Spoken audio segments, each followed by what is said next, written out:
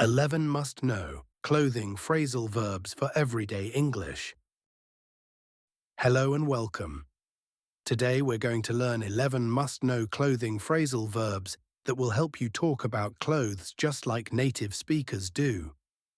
These phrasal verbs are simple but very useful in everyday English. Whether you're describing what you're wearing, getting dressed, or helping someone with clothes, these expressions will help your English sound more natural and confident. I'll explain each one with its meaning and an easy example so you can understand and use them right away. Let's jump in and start learning. 1. Put on, meaning to wear something or place something on your body. Example: he put on his jacket because it was cold outside. 2. Take off, meaning to remove clothing or something you are wearing. Example: she took off her jacket when she came inside. 3. Dress up, meaning to wear nice or special clothes, often for a special occasion or event. Example: he likes to dress up when he goes out to fancy restaurants. 4. Button up, meaning to close or fasten something by securing all the buttons. Example: please button up your shirt, it's getting cold. 5.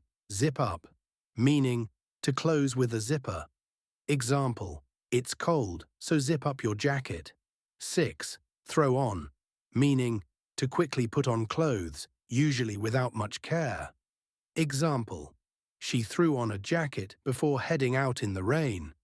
7. Have on, meaning to be wearing clothes or something on your body.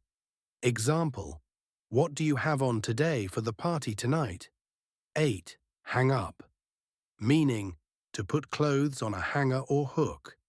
Example: please hang up your coat when you come in. 9. Do up, meaning to fasten or close clothing like buttons or zippers. Example: he did up his blazer before entering the meeting room. 10. Wear in, meaning to make clothes or shoes more comfortable by wearing them regularly. Example: these shoes are a bit stiff, but I'll wear them in over time. 11. Try on, meaning to put on clothes to see if they fit or look good before buying or wearing them. Example: she tried on several dresses before choosing the right one. Keep practicing these phrasal verbs every day.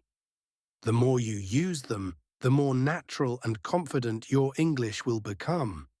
Keep pushing forward and enjoy your learning journey. Thank you.